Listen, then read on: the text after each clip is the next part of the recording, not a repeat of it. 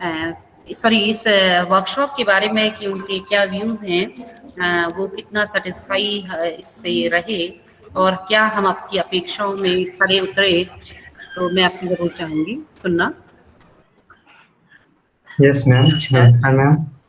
Ma'am, ये जो 10 day का हमारा कार्यशाला रहा, ये बहुत ही नॉलेजेबल रहा, मेरे लिए बहुत ही ज्ञानवर्धक रहा। हालांकि मैं कुछ चीजें मैं सुन नहीं पाया क्योंकि मैं नवोदय विद्यालय में कार्यरत हूँ। तो जब मेरा ड्यूटी रहता है तब मैं ज्वाइन नहीं हो पाता हूँ, मगर मैं कोशिश करता हूँ कि हर चीज मैं सुन पाऊँ और उसका लाभ ले सकूँ। Thank you. चलिए, आपने अपनी नौकरी को करते हुए हमें सुना, ये हमारे लिए बहुत अच्छी बात है कि विद्यार्थी हमारे प्रोग्राम को सुन रहे हैं। और वैसे आप लोगों को जितने भी हमने हमारे स्पीकर के लेक्चर हुए हैं उनका यूट्यूब लिंक आपको प्रोवाइड कराएंगे और आपको जब भी समय हो आप आपसे सुन सकते हैं। कहीं पर भी कोई क्वेरी हो जो कि आप नहीं सुन पाए इंटरनेट कनेक्शन की वजह से, तो आप अपने यूट्यूब चैनल के माध्यम से जब आपको समय हो आप सुन सकते हैं। ये बहुत अच्छा रहेगा मैडम, क्योंकि कई बार हमें डिस्कनेक्ट होना पड़ता है और कामों में थोड़ा सा बिजी हो जाते हैं।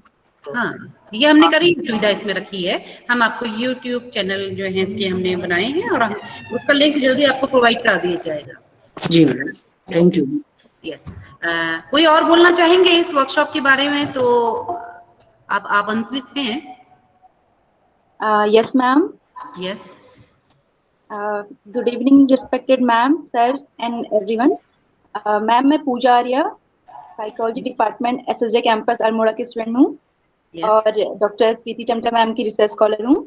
यस यस मैम, सबसे पहले मैं respected professor Madhulata Nayal ma'am को बहुत बहुत धन्यवाद देना चाहती हूँ कि उन्होंने हम सभी रिसर्च स्कॉलर को ऑनलाइन रिसर्च मेथोडोलॉजी की वर्कशॉप अटेंड करने का इतना अच्छा अवसर दिया, जिससे हमें रिसर्च के बारे में बहुत जरूरी जानकारी बहुत अच्छी तरीके से और बहुत बारीकी से सीखने को मिली।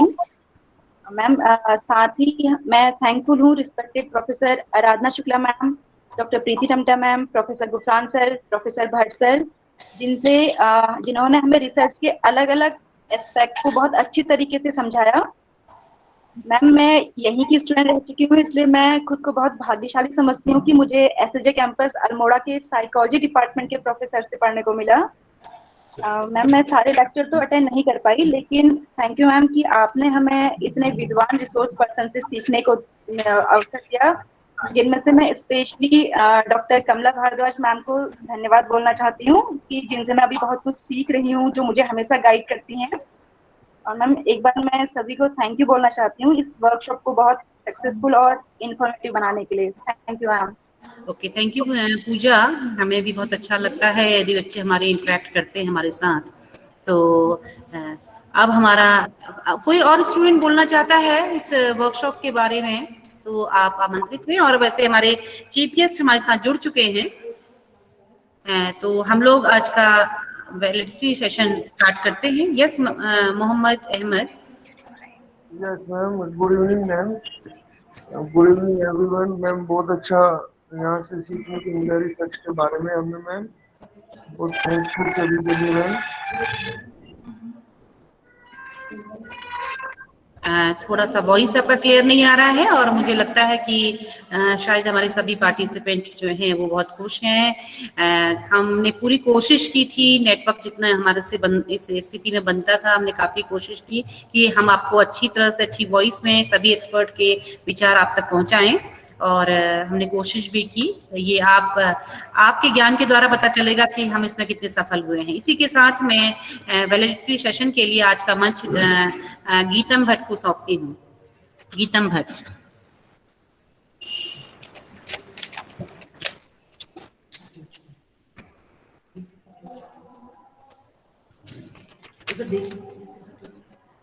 Thank you ma'am. और इस 10 दिवसीय कार्यशाला के इस लेक्चर के बाद अब हम समापन की ओर चलते हैं। मैं स्वागत करती हूँ, हमसे जुड़ चुके हैं हमारे आज के chief guest honourable vice chancellor SSJ university professor NS Bhandari sir, आपका स्वागत है, अभिनंदन है। साथ ही मैं स्वागत करूंगी हमारे आज के इस समापन समारोह में अध्यक्षता करेंगे प्रोफेसर M गुफरान सर। आप पूर्व विभागाध्यक्ष मनोविज्ञान विभाग SS जीना परिसर अल्मोड़ा से हैं। सर, आपका भी स्वागत और अभिनंदन है। साथ ही मैं सभी डिग्निटरीज का स्वागत करती हूं जो हमसे जुड़ चुके हैं। आप सभी पार्टिसिपेंट्स का स्वागत करती हूं जिन्होंने ये 10 दिन हमारे लिए हमें जो सहयोग प्रदान किया है उसके लिए भी हम आप सभी के आभारी हैं। और वैलिडिटी सेशन में आप सभी का स्वागत करती हूँ। मैं इनवाइट करूंगी एक बार पुनः course director HOD psychology department professor Madhulata Nayal ma'am को। स्वागत है मैम।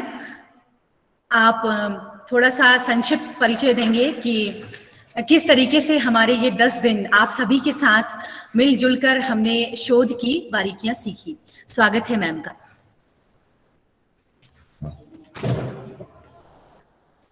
धन्यवाद गीतम।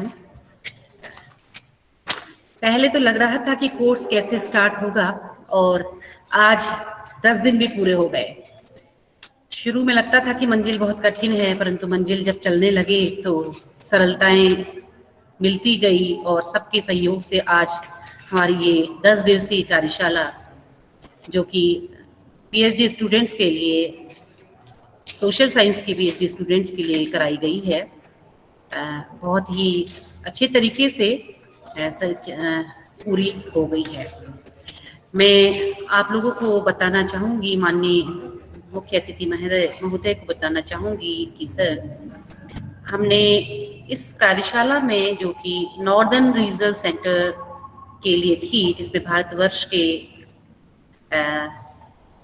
4 प्रदेशों के, नॉर्दर्न जोन की 4 प्रदेशों के हमारे विद्यार्थी हमसे जुड़े रहे, जिसमें कि 88 स्टूडेंट जो थे वो उत्तराखंड से थे और 10 विद्यार्थी हमारे PhD स्कॉलर यूपी से थे और राजस्थान और मध्य प्रदेश के भी एक विद्यार्थी हमारे इसमें रहे। इसमें जो हमारे एमिनेंट प्रोफेसर ने अपना व्याख्यान दिया वो सागर university Madhya Pradesh, Banaras Hindu university, Gorakhpur university, Aligarh मुस्लिम यूनिवर्सिटी के थे। इसमें हमारे 10 स्पीकर जो थे वो उत्तराखंड से बाहर के थे, 10 स्पीकर उत्तराखंड अल्मोड़ा को छोड़ करके थे और 10 स्पीकर हमारे अल्मोड़ा जिले से थे। मतलब SSG कैंपस अल्मोड़ा के 10 स्पीकर थे, क्योंकि हमारे को 30 टोटल इसमें लेक्चर करवाने थे। काफी मनोयोग से, काफी मेहनत से सारे प्रोफेसर्स ने, सारे स्पीकर्स ने अपने व्याख्यान दिए और हमने जो अपना कार्यक्रम तय किया था उसमें सभी रिसर्च मेथोलॉजी के सारे एस्पेक्ट को पूरा करने की कोशिश की थी। ज्यादा लोड देकर के भी हमने स्पीकर से वो सारे लेक्चर करवाने की कोशिश की। इसमें इस मेथोडोलॉजी, रिसर्च मेथोडोलॉजी की वर्कशॉप में हमने रिसर्च मेथोडोलॉजी के इंट्रोडक्शन से लेकर के कि किस तरह हमको शोध करने में समस्या का चयन करना चाहिए, किस तरह से हमें उसकी उपकल्पनाएं बनानी चाहिए यदि हमारा इस तरह का शोध है जिसमें कि उपकल्पनाएं निर्मित हो सकती हैं, उपकल्पनाओं को किस तरह से हम टेस्ट करेंगे और किस तरह से चरों का चयन करेंगे, उनको कैसे नियंत्रित करेंगे, क्योंकि हम सोशल साइंस के स्टूडेंट हैं तो हमारे लिए वेरिएबल और उनको कंट्रोल करना भी बहुत आवश्यक हो जाता है। और जिन विषयों में इस तरह के शोध नहीं होते हैं, जैसे साहित्य के विषय में, तो उसके लिए हमने साहित्य के क्षेत्र से अपने स्पीकर्स को बुलाया था और उन्होंने काफी गहनता के साथ अपने किस तरह से साहित्य के क्षेत्र में शोध लिखा जाता है, कैसे इस टॉपिक का चयन किया जाता है, इन सारी जो हमारे विद्यार्थियों के कंफ्यूजन थे उनको दूर करने की कोशिश की। और जिन शोध विषयों में सैंपलिंग की आवश्यकता पड़ती है, सैंपलिंग को हम कैसे सैंपलिंग करेंगे और सैंपलिंग करने के पश्चात जो हम अपने पार्टिसिपेंट के साथ जो उनका एम्पिरिकल इन्वेस्टिगेशन करेंगे उसको किन तरह के टूल्स के साथ हम करेंगे। टूल कंस्ट्रक्शन पे भी हमारे वहाँ पर अलीगढ़ मुस्लिम यूनिवर्सिटी के प्रोफेसर ने बहुत ही अच्छे तरीके से बताया कि यदि हम कोई psychological tool, sociological tool develop करेंगे तो किस तरीके से करेंगे। और काफ़ी हमारे पार्टिसिपेंट ने काफ़ी इंटरेक्टिव वे में इसको अपनी शोध, अपने टूल्स कंस्ट्रक्शन के बारे में उनसे प्रश्न किए। इसके अतिरिक्त शोध में हमारे प्राइमरी डाटा क्या होते हैं, सेकेंडरी डाटा क्या होते हैं, और एक्सपेरिमेंटल रिसर्च, क्योंकि आजकल मनोविज्ञान में क्योंकि इंटरडिसिप्लिनरी रिसर्च हम कर रहे हैं और काफी योग्य की विद्यार्थी हमसे जुड़े हुए हैं जो कि जिनकी रिसर्च एक्सपेरिमेंटल रिसर्च होती है, क्योंकि एक्सपेरिमेंटल रिसर्च करना बहुत कठिन काम होता है, उसके लिए काफी नियंत्रण की आवश्यकता होती है। तो एक्सपेरिमेंटल रिसर्च में भी इसमें लेक्चर हुआ और उसमें भी हमारे विद्यार्थियों ने किस तरह की कठिनाइयां आती हैं ये सभी अपने स्पीकर से पूछा। आजकल जो एम्पिरिकल इन्वेस्टिगेशन के अलावा जो हमारा बहुत एक महत्वपूर्ण टॉपिक है वो है qualitative analysis. Qualitative data analysis हम करते हैं क्योंकि ये माना जाता है कि कई बार आंकड़ों से हमारा शोध कार्य पूरा नहीं होता, बल्कि हमको उसकी गहनता के लिए उसकी डेप्थ में जाना पड़ता है। उसके लिए क्वालिटेटिव एनालिसिस पर भी हमने व्याख्यान कराए। और इसके अतिरिक्त हमने इन विषयों पे भी ध्यान दिया कि अगर हम बहुत ज़्यादा बड़े स्केल पर अपने रिसर्च को करते हैं, अपने शोध को करते हैं, तो कौन कौन सी टेक्निक्स के द्वारा हम डेटा कलेक्शन करेंगे। इसके अलावा सांख्यिकी के भी हमने 2 लेक्चर करवाए, जिसमें कि डिस्क्रिप्टिव और इन्फ्रेंशियल स्टैटिस्टिक्स का यूज कब किया जाता है, क्यों किया जाता है और इसका प्रयोग करने में क्या क्या सावधानियां रखनी चाहिए, इसके क्या नियम हैं, इस पे भी हमारे प्रोफेसर्स ने बहुत अच्छे तरीके से विचार रखे और विद्यार्थियों ने उसे काफी इंटरेक्टिव वे में लिया। हमारे पास डेटा तो आ गया, अब आती है प्रॉब्लम उसके एनालिसिस की। तो उसके एनालिसिस के लिए भी हमने SPSS के 3 लेक्चर रखे थे, जिसमें कि पहले एक लेक्चर में ये सिखाने की कोशिश की गई थी कि आप डेटा एंट्री कैसे करेंगे। तो उसके लिए डिस्क्रिप्टिव और कोरिलेशनल डेटा एंट्री आप कैसे करेंगे, इस पे भी एक व्याख्यान कराया गया था। और उत्तम शोध के लिए थोड़ा कठिनतम स्टैटिस्टिक्स का यूज करते हुए फैक्टर एनालिसिस और रिग्रेशन एनालिसिस को भी SPSS के द्वारा सिखाने की कोशिश की गई। आशा है विद्यार्थियों को ये काफी पसंद आया होगा और उनके शोध में बहुत महत्वपूर्ण रहेगा। इसके अलावा जो अन्य तरह की जो रिसर्च होती है हमारे सामाजिक विज्ञान में, क्रॉस कल्चर रिसर्च पे भी इस पे व्याख्यान कराया गया। लास्ट में किस तरह से इस डेटा को एनालिसिस किया जाता है, कैसे लिखा जाता है, क्योंकि विद्यार्थी कई बार लिखने में गलतियां कर देते हैं क्योंकि ये किताबों का टॉपिक नहीं है, किताब में नहीं मिलता। तो ये हमारे सुपरवाइजर होते हैं उनके ज्ञान के द्वारा विद्यार्थियों तक जाता है। तो इसमें भी हमने एक लेक्चर करवाया कि कैसे थीसिस में आप एनालिसिस, केवल एक पोर्शन को फोकस किया कि आप थीसिस में किस तरह से एनालिसिस लिखेंगे। इसके बाद जो रेफरेंसिंग है वो अभी हमारा जस्ट एक लेक्चर अभी समाप्त हुआ है। और इस थीसिस लिखते समय क्या क्या सावधानियां रखेंगे या किस चैप्टर को किस तरीके से रखेंगे, ये भी इस पे भी व्याख्यान करवाया गया।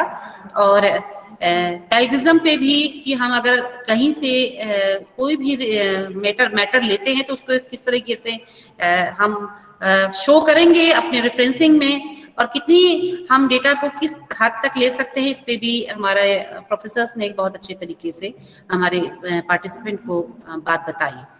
तो ये तो मैं सीमित शब्दों में कह रही हूँ, कई हमारे और भी व्याख्यान हुए हैं। तो मैं आप लोगों के सामने इतना कार्य हमारी टीम ने किया है, और थोड़ी परिस्थितियां कभी कभी गड़बड़ भी हो रही थी, परंतु आप लोगों ने पेशेंस बनाए रखा। कभी हमारे नेटवर्क इश्यूज आ रहे थे, कभी हमारे एक्सपर्ट के नेटवर्क नहीं मिल रहे थे, परंतु हमारे सभी पार्टिसिपेंट ने बहुत ही हमें कोऑपरेट किया और हमारे साथ वो लोग बने रहे। इसी क्रम में मैं इतना बताना चाहूंगी। इसके पश्चात में मंच गीता भट्ट को देती हूँ।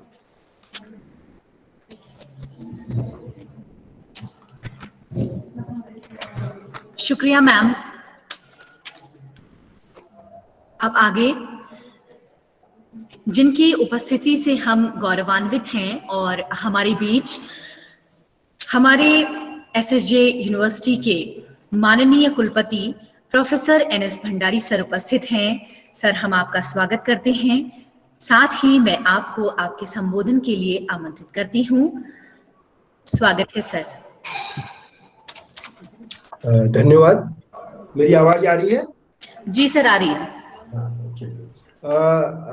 आज के इस जो 10 दिन का जो 10 दिवसीय रिसर्च मेथोडोलॉजी पे जो शोध छात्रों के लिए जो कार्यक्रम आयोजित किया गया मनोविज्ञान विभाग शोभन सिंह जीना विश्वविद्यालय अल्मोड़ा के द्वारा, जो कि Indian council of social science and research के द्वारा स्पॉन्सर था। तो इस 10 दिवसीय कार्यशाला के समापन सत्र पे जैसा कि मेरी जानकारी में आया है, अभी जो विभागाध्यक्ष हैं प्रोफेसर नयाल, इनके द्वारा जो मधु नयाल, इनके द्वारा जो यहाँ पर एक संक्षिप्त जो उसकी रिपोर्ट दी गई, तो ये लगता है मुझे कि ये नॉर्थ जोन के लिए था। और करीब जहाँ तक मेरी जानकारी है 30 संदर्भ व्यक्तियों ने इसमें छात्रों को अपने जो विविध विशिष्ट ज्ञान के द्वारा उनको विविध पहलुओं पे शोध के उसको बताया है। और करीब more than 100 students from Uttarakhand, Uttarakhand, UP, MP और राजस्थान से जुड़े इसमें, और मैक्सिमम नंबर स्टूडेंट्स का उत्तराखंड से रहा है। तो एक अपने आप में जो ये बड़ा सफल कार्यक्रम है, और विशेष करके मनोविज्ञान विभाग के लिए, क्योंकि इनके द्वारा नॉर्थ जोन या नॉर्थ रीजन के 4 जो प्रमुख स्टेट्स हैं उनके लिए ये कार्यक्रम किया गया। जैसा उन्होंने अभी मुझे जो उनके द्वारा जो रिपोर्ट, एक संक्षिप्त रिपोर्ट प्रस्तुत की गई, तो उससे ऐसा लगता है कि काफी सफल रहा है और लोगों ने इसका काफी लाभ लिया होगा। आने वाले जो शोध छात्र हैं, जो हमारे युवा सोशल साइंस के क्षेत्र में जो नए अनुसंधान करेंगे, तो मैं यहाँ पे कुछ चीजें कहना चाहूंगा। क्योंकि आज ऐसा लगता है कि शोध की जो दिशा है हमारी, उसको नई दिशा की आवश्यकता है। क्या था कि एक लंबे कालखंड तक शोध करने के बाद जब हम ये आएंगे, आज के दिन जब मैं देखता हूँ, जो मेरा भी अपना अनुभव है, कि आज वो सेचुरेशन की ओर है। Now we are towards the saturation so far as the research is concerned, in particular area, any area of the either social sciences and या साइंस टेक्नोलॉजी, किसी भी फील्ड में। तो ऐसा लगता है कि अभी जो सेचुरेशन एकेडमिक्स में आ चुका है रिसर्च को लेकर के, हम पुरानी अवधारणाओं में उन्हीं में वो चीजें करते हैं। क्योंकि ऐसा कि रिसर्च का अर्थ सीधा है कि चीजों को पुनः खोजना। हम कोई नई चीज एकदम से नहीं करते हैं, कोई नई हाइपोथेसिस लेके नहीं आ जाते हैं। पुरानी जो पद्धतियां विकसित हैं, उन्हीं पद्धतियों में हम थोड़ा सा और अपनी ओर से उसमें गहनता से उसका अध्ययन करके कोई नए बिंदुओं को निकाल के लाते हैं। जैसे अगर इसको इस उदाहरण से हम लोग समझ सकते हैं, जैसे मान लीजिए कि हमारे जो अगर उत्तराखंड के, मतलब देश के उसमें आयुर्वेद के क्षेत्र में ही देखें, जो कोरोना काल में काफी चीजें स्पष्ट हुई हैं। मान लीजिए लहसुन का प्रयोग है, तो लहसुन को हमारे पूर्वज अनादिकाल से यूज करते आए होंगे, हम सबको वो ज्ञान मिला है कि लहसुन लाभदायक है। बट लेकिन लहसुन में शोध करते करते करते आज भी हम उसमें शोध कर रहे हैं, तो उसका मतलब हम उसमें नई नई चीजें निकालते रहते हैं, उसके नए नए फायदे क्या हो सकते हैं। ये शोध है, ये रिसर्च है, मतलब किसी भी क्षेत्र में हम नयापन करें। तो आज फिर भी ऐसा लगता है धीरे धीरे कि जो शोध के क्षेत्र है हमारे, वो एक सेचुरेशन पॉइंट्स की ओर बढ़ते जा रहे हैं। अब हमको कोई नई दिशा तलाश करनी है। आज जो लोग सुपरवाइजर के तौर पर काम कर रहे हैं और जिनको शोध करना है, दोनों के लिए ये अपॉर्चुनिटी है कि हम एक नई दिशा साइंस विज्ञान में भी और सोशल साइंसेज में भी, सामाजिक विज्ञान में भी एक ऐसी दिशा तय करके जाएं कि जिससे कि आने वाले समय में कि एक नया सोशल साइंस हो, जिसमें शोध के नए आयाम हो, हम नए तरीके से। क्योंकि आप देखो आज जैसे विज्ञान है, विशिष्ट ज्ञान है, मतलब एक विशिष्ट ज्ञान को अब, लेकिन आज के समय में सोशल साइंसेज, वहां भी विज्ञान जुड़ चुका है, तो वो भी विज्ञान के दायरे में आ चुका है, वो अपने आप में विज्ञान हो चुका है। अगर वो विज्ञान की दायरे में आ चुका है, उसकी परिभाषा के साथ जुड़ चुका है, तो उसको भी उसको सिद्ध करना पड़ेगा अपनी चीजों को। अब सिर्फ हम थ्योरेटिकली कोई चीज कह दें, वो बहुत ज्यादा मायने नहीं रखेगी। तो अतः आज आवश्यकता, पहली आवश्यकता तो यही है, शोधार्थियों की भी और शोध सुपरवाइजरों की भी, हम सब की जिम्मेदारी है कि हम आने वाले समय के लिए एक नया सोशल साइंस डेवलप करके जाए, वो सोशल साइंस जिसमें कि समाज के प्रति हमारी जिम्मेदारियां हों। क्योंकि आज विश्व में ये महसूस किया जाने लगा है कि हम अपने आप को प्रकृति से दूर करते चले जा रहे हैं, अपनी विकास प्रक्रिया में अपने से जुड़ते चले जा रहे हैं, और हम बाह्य जो हमारा आवरण था, परिवेश था, उससे अलग होते चले जा रहे हैं। इसलिए आज आवश्यक है कि हम समाज के सापेक्ष ऐसे शोध कार्यों की ओर अपने को बढ़ाएं जिनसे कि हम समाज के साथ अधिक से अधिक जुड़ सकें, अपनी प्रकृति के साथ अधिक से अधिक जुड़ सकें, और एक समग्रता में हमारी सोच विकसित हो। ये हम शोध की नई दिशा तय कर सकते हैं, जिसको हम ये कह सकते हैं एक्सेल रिसर्च या दैट नीड बेस्ड रिसर्च। आज अब जो है आने वाले भविष्य के लिए हर जो विषय है या हर जो क्षेत्र है शोध का, उसमें वो शोध की दिशा तय करने की आवश्यकता है, चुनौतियों के और अवसरों के रूप में, कि हम एक नया शोध का क्षेत्र देखे जाए, नए नए विषयों को या नए नए आयामों को स्थापित करें। ये आज की आवश्यकता है। तो मुझे लगता है कि इस 10 दिनों में, आने वाले समय में, अगर मेरा विचार थोड़ा सा भी अगर सुधारने तक पहुंच रहा हो, तो अब हमको आवश्यकता है कि हम चिंतन करें। हम किसी भी फील्ड में काम कर रहे हैं तो उसकी गहराई में जाएं, और गहराई में जाने के बाद उसके संदेश को समझने का प्रयास करें, और अपनी ओर से कोई नई चीज जोड़ें उसमें। ऐसा हम लोग प्रयास करें, ऐसा मेरा मानना है, और ऐसा हमको करना चाहिए आने वाले समय में। अन्यथा क्या होता है कि हम उसको अधिक से अधिक जोड़ते चले जा रहे हैं। ये कहना चाहिए कि अकादमिक में वो फिर धीरे धीरे ये होता है कि उसका बहुत महत्व नहीं रहता है। कुछ समय बाद ऐसी स्थिति आती है कि वो भुला दिया जाता है। आज ऐसी आवश्यकता नहीं है, अब भुलाने की आवश्यकता नहीं है, उसको सदा याद रखें, समाज याद रखे। वो विषय आपका क्या होता है कि प्रत्येक शोधार्थी और शोध जो करा रहे हैं उनको वो विषय, अपने विषय को आगे बढ़ाना और अपने क्षेत्र को आगे बढ़ाना, अपने विषय के क्षेत्र को, अपने जो उनके जो चैप्टर्स होते हैं या जो उनका ब्रांच होती है उसको बढ़ाने का दायित्व भी हम ही को है। अगर हम ही लोग ठीक करेंगे तभी जाके उस ब्रांच की उन्नति होती है, वो ब्रांच बढ़ता है। तो इसलिए आज हम से हर एक की जिम्मेदारी है कि हम नई चुनौतियों के साथ, नए अवसरों के साथ अपने शोध कार्यों में नए आयाम स्थापित करें, नए रूप से उसको आगे बढ़ाएं, ऐसा ये मानना है। अब अगर हम ये देखें, मतलब इतने जरूर याद रखें कि सोशल साइंसेज में भी न्यू सोशल साइंस बनाना है। अब हमको जो करना है, जो हमारे पास अवसर है, हम सबके पास, आने वाली पीढ़ी और जो लोग अभी इसमें जुड़े हुए हैं, दोनों के पास, कि हम एक नया, जिसे हम कह सकते हैं न्यू सोशल साइंस, कि हम आपको ये मेरी ओर से ये मेरा अपना विचार है जो मैं आप लोगों तक पहुंचाना चाह रहा हूँ। दूसरा, अभी जहां तक अभी जो पहले सोशल साइंसेस में काम करना थोड़ा कठिन होता था, साइंस में तो बहुत सारे सॉफ्टवेयर ये इनका प्रयोग होने लग गया था, बट अभी यहाँ पे भी that SPSS, that statistical package for social sciences, जो उसकी बहुत उपयोगिता है। तो मेरा अधिकतर जो शोध छात्र हैं या उनके जो शोध उनको करा रहे हैं, उनके सुपरवाइजर, कि अधिक से अधिक डिजिटल इसका प्रयोग करें, और अधिक से अधिक अगर हम लोग जितना उपलब्ध करा सकते हैं, जितनी उसकी सुविधा उनको मुहैया करा सकते हैं, या शोध छात्र खुद कर सकते हैं, क्योंकि आज हर एक के हाथ में मोबाइल है, नेटवर्क हर एक के पास रहता है। तो हम अधिक से अधिक अपने शोध को अपने आसपास, अपने देश, अपने विश्वविद्यालय और विश्व के साथ भी जोड़ के रखें कि क्या नए नए परिवर्तन हो रहे हैं, और हम भी अधिक से अधिक डिजिटल, ये कहना चाहिए कि जो लर्निंग का जो प्रोसेस है उसका प्रयोग करें, और उन सुविधाओं का लाभ लेते हुए बेहतर तरीके से अपने जो शोध के आंकड़े हैं उनको प्रेजेंट करें, उनका प्रस्तुतिकरण करें। तो ये अच्छा रहेगा। जो और भी और कोई और चीजें जो और आपके क्षेत्र में आई हो, ये पैकेज शायद सोशल साइंसेज में जो स्टैटिस्टिकल पैकेज है वो काफी उपयोगी है, तो उसका प्रयोग किया जाए। ये कुछ बातें हैं।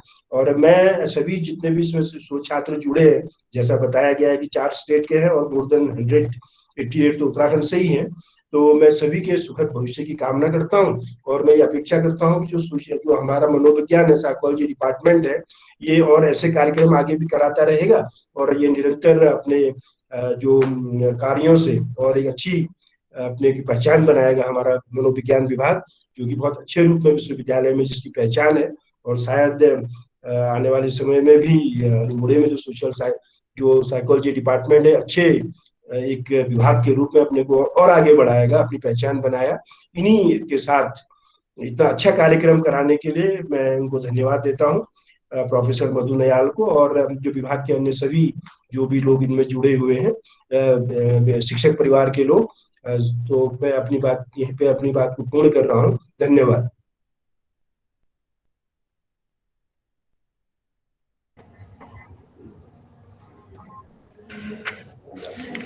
बहुत बहुत धन्यवाद माननीय कुलपति महोदय का।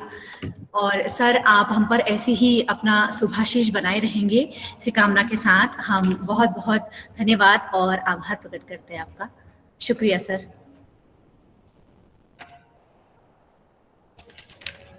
कार्यक्रम में आगे मैं आमंत्रित करती हूँ हमारे इस कार्यक्रम की अध्यक्षता कर रहे हमारे गुरुवर प्रोफेसर एम गुफरान सर। आप पूर्व विभागाध्यक्ष हैं मनोविज्ञान विभाग SSG परिसर अल्मोड़ा के। सर, आपका स्वागत है अपने संबोधन के साथ।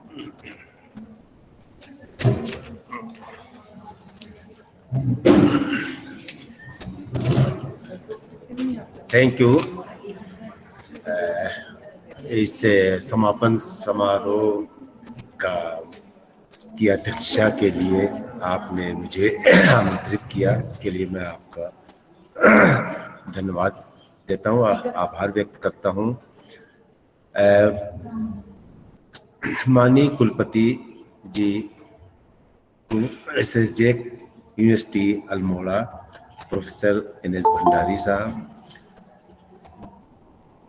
इस प्रोग्राम के ये 10 दिवसीय जो वर्कशॉप था रिसर्च मेथोडोलॉजी इन सोशल साइंसेज में, इसके कन्वीनर प्रोफेसर मधु लता नयाल, हमारे मनोविज्ञान विभाग के वरिष्ठ प्राध्यापक प्रोफेसर PD भट्ट जी, और हमारी लाइब्रेरी के इंचार्ज विभास मिश्रा जी, इस ऑर्गेनाइजिंग इस वर्कशॉप के ऑर्गेनाइजिंग कमेटी के सभी सदस्य, और इस वर्कशॉप में पार्टिसिपेट करने वाले सभी पार्टिसिपेंट, सबसे पहले तो मैं आप लोगों को ये बधाई देता हूँ कि आप लोगों ने इतने सक्सेसफुल, इतने सफल एक वर्कशॉप में पार्टिसिपेट किया। और जब आप लोग अपनी प्रतिक्रियाएं दे रहे थे इस प्रोग्राम के बारे में, तो मैं सुन रहा था, और करीब करीब सभी प्रतिभागियों ने जो अपनी प्रतिक्रियाएं दी, रिएक्शन दिए, तो सभी ने ये बताया कि हमको इस प्रोग्राम में शामिल होकर बहुत लाभ हुआ, बहुत फ़ायदा हुआ, और हमें यह अवसर मिला कि हम इस प्रोग्राम से काफ़ी कुछ सीखें। तो यह प्रोग्राम जो है बहुत सक्सेसफुल रहा, और इसमें जो रिसर्च शोध कार्य करने में जो कठिनाइयां सामने आ रही हैं, उसको आप लोगों ने विभिन्न जो एक्सपर्ट थे उनके सामने प्रस्तुत किया, और उसके समाधान के तरीके आप लोगों को उन लोगों ने बताए, जिससे आप लोग फ्यूचर में जब आप शोध जो कर रहे हैं या करेंगे, उसमें आपको काफ़ी सहायता मिलेगी। एक बात थोड़ा सा मैं ये बताना चाहता हूँ कि जनरली हम जो है समस्याएं जो है समाज में जो वास्तविक रूप से समस्याएं, समाज की जिन वास्तविक समस्याओं का समाज सामना कर रहा है, तो एज ए सोशल साइंटिस्ट हमें उन समस्याओं को लेकर जो है वो शोध करना चाहिए, और उन समस्याओं का क्यों उत्पन्न हो रही हैं, उसका क्या समाधान हो सकता है, और उसका रिजल्ट क्या हो सकता है, उस पर शोध करना चाहिए। लेकिन हम लोग जो है एक पुरानी, जैसा कभी VC साहब ने भी बताया कि एक पुरानी लकीर जो पकड़े हुए हैं, शोध की चली आ रही है कि ये वेरिएबल ले लो, ये चीज़ें ले लो, और इसको जो है अध्ययन कर लो, और वो विदाउट एनी रिस्क जो है, हम थोड़ा सा रिस्क भी नहीं लेना चाहते कि वो पता नहीं उस थीसिस का फिर क्या हो क्या न हो, तो हम जो है जो पुरानी ही चीज़ें चली आ रही हैं उसी को लेकर जनरली रिसर्च कर रहे हैं। जबकि समाज में जो है इधर जो नई टेक्नोलॉजी डेवलप हुई है, जैसे इंटरनेट है, या की वजह से पूरी जो संसार जो है ग्लोबल विलेज बन गया है। अब जाहिर सी बात है, जब लोगों का उसकी वजह से कांटेक्ट के लोगों का एक दूसरे के साथ बढ़ गया है, मोबिलिटी बढ़ गई है, संप्रेषण बढ़ गया है, तो और नई नई टेक्निक, नई टेक्नोलॉजी आने जाने की वजह से जो है वो पुराने जो वैल्यूज थे, मूल्य थे, उनमें बहुत तेजी के साथ परिवर्तन आ रहा है।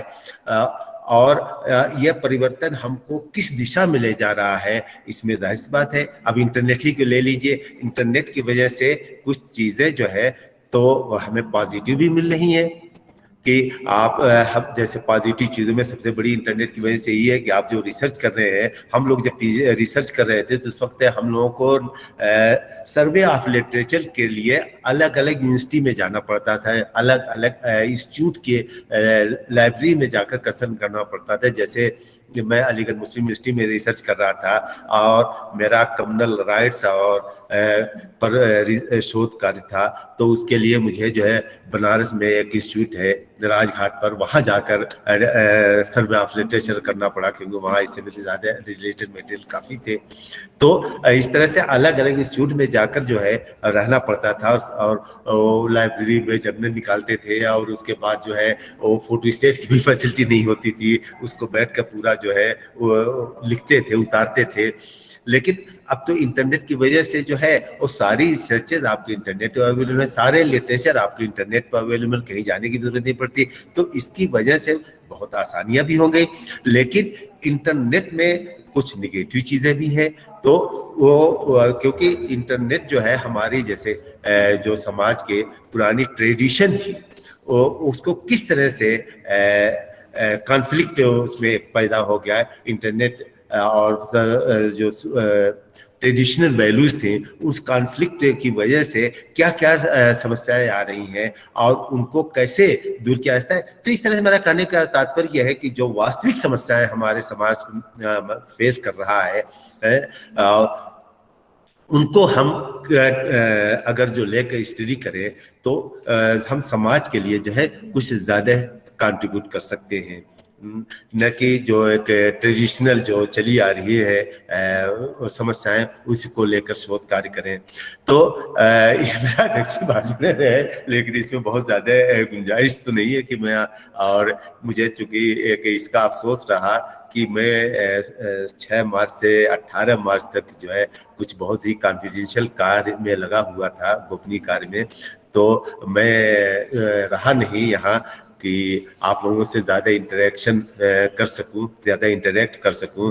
कल ही एक मुझे मौका मिला कि थोड़ा सा आप लोगों से इंटरेक्शन हुआ, तो ये कार्यक्रम मेरा ख्याल से बहुत अच्छा रहा। और ICSR ने जो है एक बहुत अच्छी पहल की, हमारे जो head of department professor Madhulata ma'am के साथ, कि इन्होंने इसको जो है कहा कि आप वर्कशॉप इस तरह से करवाइए ताकि हमारे जो इस एरिया के स्टूडेंट हैं उससे उनको कुछ फ़ायदा हो सके और सीख सके। और तो इन शब्दों के साथ मैं अपना भाषण समाप्त करता हूँ और आप लोगों को एक बार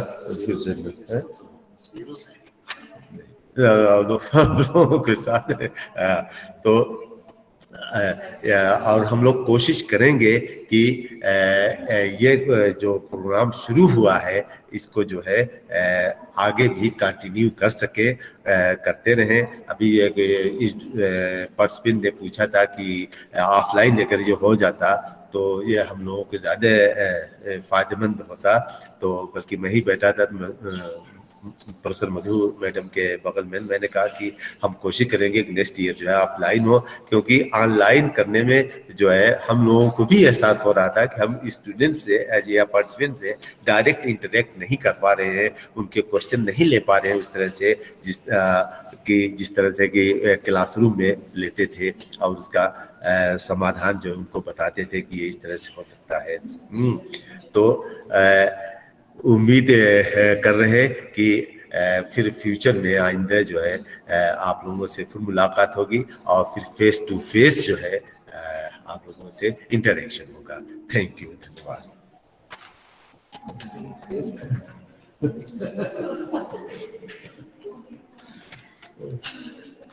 बहुत बहुत धन्यवाद हमारे गुरुजी प्रोफेसर एम गुफरान सर का। और अब बारी है शुक्रिया अदा करने की। इन 10 दिनों में आप सभी पार्टिसिपेंट्स ने और एक पूरा सिस्टम जो हमारे साथ चल रहा था, उन सबका आभार व्यक्त करने की मैं पुनः आमंत्रित करती हूँ वोट ऑफ थैंक्स के लिए course director and head of psychology department professor Madhulata Nayal ma'am को।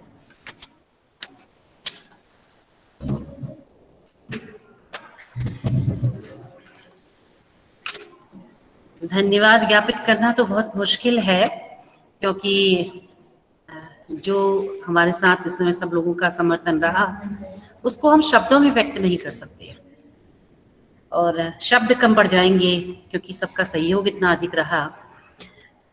तो एक परंपरा होती है, उस परंपरा के तहत सबसे पहले मैं ऑनरेबल वाइस चांसलर शोभन Singh Jeena university professor NS Bhandari जी, जिनके सहयोग के बिना और उनके आशीर्वाद के बिना आज हम इस दिन तक तो नहीं पहुंच पाते, शुरू ही नहीं कर पाते। क्योंकि जब ICSSR से हमें परमिशन मिली इसको कोर्स को कराने की, फंडिंग हुई, तो सबसे पहले मैं सर के पास ही गई थी कि सर हमें फंड्स मिल रहे हैं, आप हमें से कैसे फिजिबल करेंगे कि कैसे हम इस वर्कशॉप को करेंगे।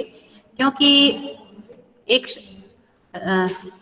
क्षेत्र मतलब एक पहाड़ी क्षेत्र होने के नाते नेटवर्क इश्यू बहुत ज्यादा था, नेटवर्क बार बार चला जा रहा था। और तो सर के पास गई और सर ने आश्वासन दिया कि आपका काम हो जाएगा, आप करिए, और अपनी टीम को सर ने निर्देश जारी कर दिए और कहा कि आप इनके साथ बने रहिए और आपका काम हो जाएगा।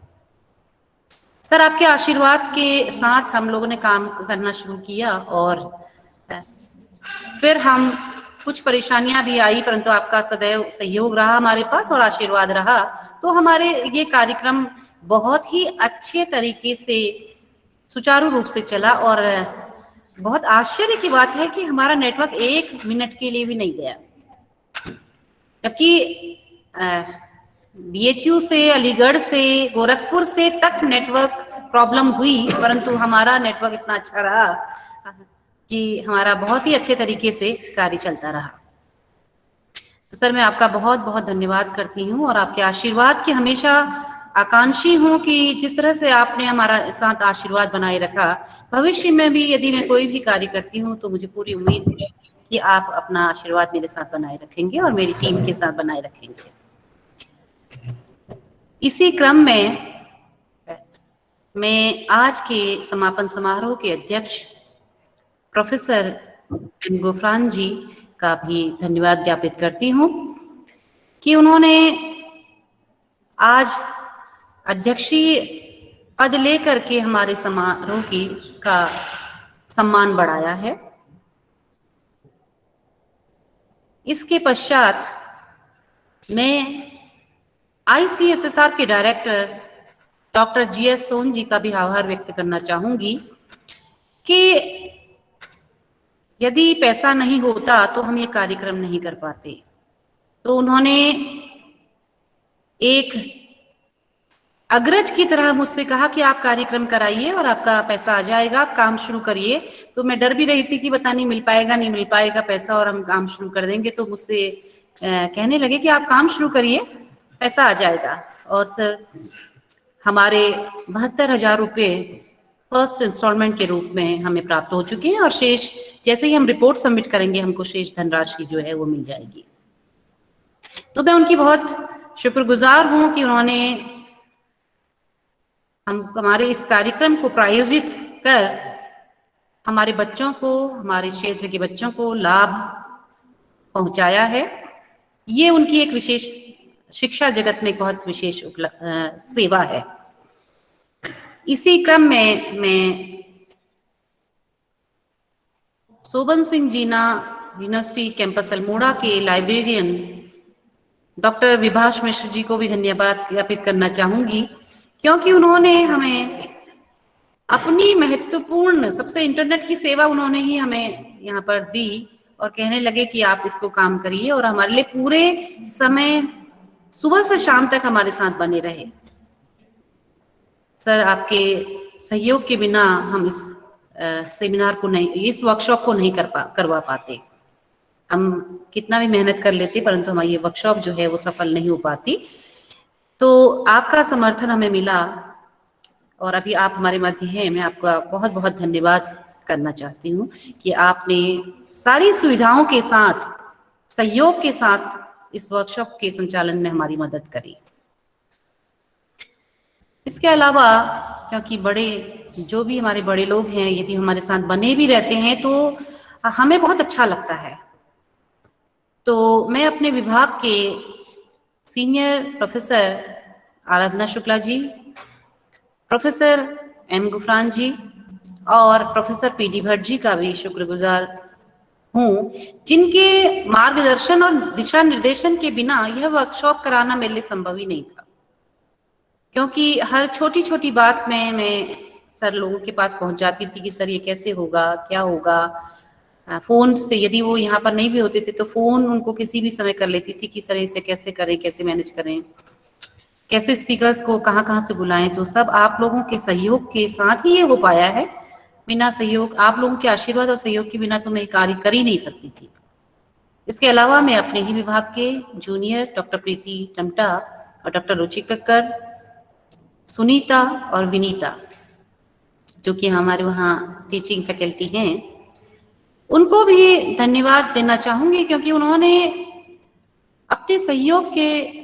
अपने सहयोग, अपना समय मुझे इतना दिया कि जिसकी वजह से हम अपनी वर्कशॉप को संपन्न कर पाए हैं।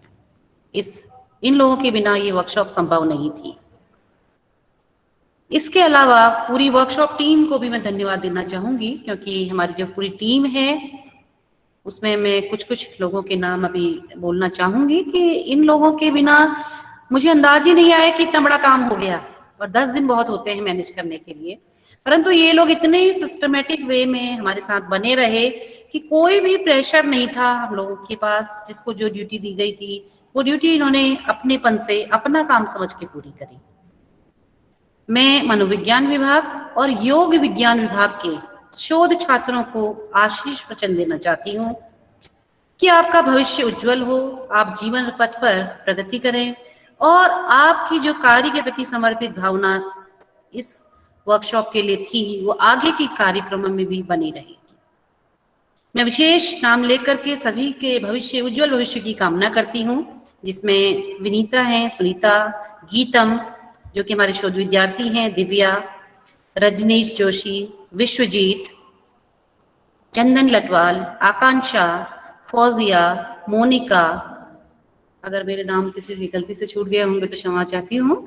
मतलब सब लोगों का, गीतम, स्पेशली गीतम को भी मैं धन्यवाद देना चाहूंगी कि जब आपसे कहा गया आपने पूरे मनोयोग से आपने अपना पूरा समय दिया और उसी के कारण आज हम अपनी इस वर्कशॉप को पूरा करने में सफल हुए हैं। सफलता या असफलता तो आप बताएंगे, क्योंकि आप बच्चे जो हमारे पार्टिसिपेंट हैं वो बताएंगे कि वो जो उन्होंने सीखा है वो अपने शोध में कितना प्रयुक्त कर पाए। तो पार्टिसिपेंट का भी धन्यवाद करूंगी, क्योंकि अगर आप लोग नहीं होते तो हम क्या करते।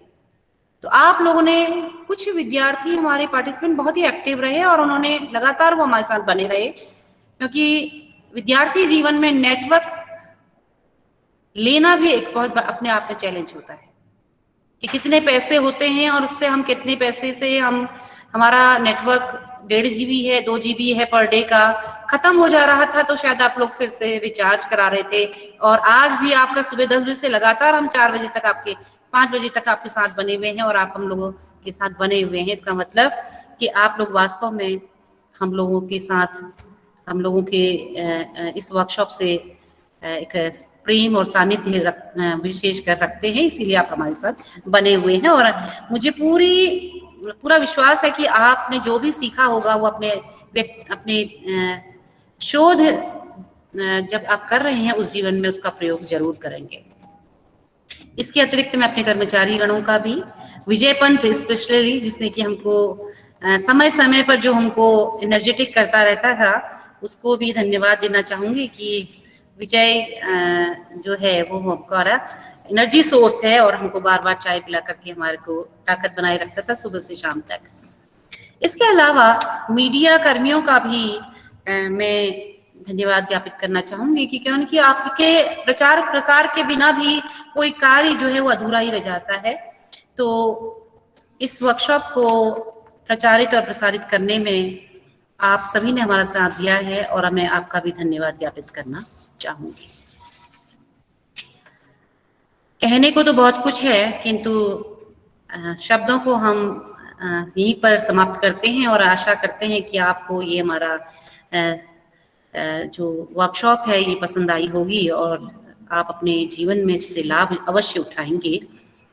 अंत में मैं अध्यक्ष महोदय से अनुमति चाहूंगी कि इस सत्र को समाप्त करने की 10 दिवसीय कार्यशाला को समाप्त करने की, जो कि हमारे सोशल साइंस के स्टूडेंट्स के लिए थी, PhD स्टूडेंट्स के लिए थी। सर मैं आपसे अनुमति चाहती हूँ इसको समाप्त करने की जी। और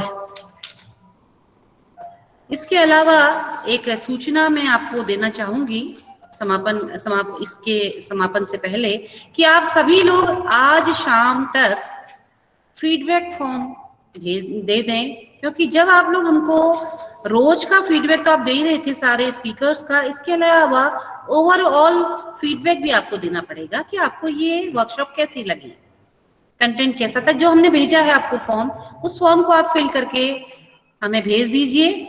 उसके पश्चात हम आपका सर्टिफिकेट चेक करेंगे, जो हमने बेसिक इसकी क्वालिफिकेशन रखी है कि जो हमारे PhD स्टूडेंट इनरोल्ड हैं, उसके चेकिंग के पश्चात 15 दिन हमको लग जाएंगे, क्योंकि इस बीच होली का अवकाश भी है। तो उसके बाद हम आपका सर्टिफिकेट जो है वो आपको दे देंगे ऑनलाइन। तो आप फीडबैक फॉर्म भरे बिना हम आपको सर्टिफिकेट प्रोवाइड नहीं करा पाएंगे। तो इसलिए आपकी शिकायत यह नहीं होनी चाहिए कि हमको नहीं मिला। जैसे ही हमको आपका फीडबैक फॉर्म और कंप्लीट फॉर्म, क्योंकि आपको सर्टिफिकेट लगाना है प्री PhD कोर्स वक्त के पास हुए का, तो वो जैसे ही आप हमको देंगे हम तुरंत ही आपका सर्टिफिकेट आप तक पहुंचा देंगे, आपको मेल कर दिया जाएगा। इसी के साथ 10 दिवसीय research methodology course for PhD student और सोशल साइंसेस का यह सत्र समाप्त करते हैं। मैम फीडबैक फॉर्म हम लोगों को जीमेल मेल पे मिलेगा? यस मेल पे आपको भेज दिया जाएगा। अपडेट हो रहा है तो आपको भेज दिया जाएगा। टेलीग्राम पे भेज दिया जाएगा। मैम टेलीग्राम हम यूज नहीं कर रहे हैं, तो मेल पे अगर हो सके तो ठीक है। आपकी मेल है, रजिस्ट्रेशन आपने किस मेल आईडी से किया है उसमें हम भेज देंगे। Okay ma'am, thank you. इसी के साथ इस सेशन को समाप्त करते हैं। Okay, this session is over now. Thank you ma'am. Welcome. Thank you ma'am. Okay.